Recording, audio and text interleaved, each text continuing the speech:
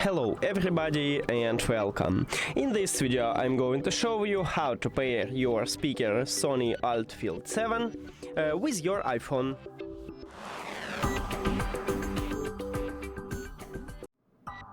You have to start by open settings and then go to the Bluetooth.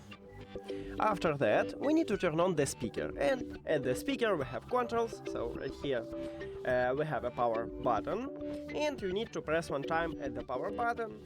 Right here you will see this LED light, so you just turn on it, and then we need to enter prank mode, and to do this we need to press one time at the Bluetooth button. Near to the power button you have it, and you will also hear voice prompt pairing, and you will see it as device list. Now tap on it.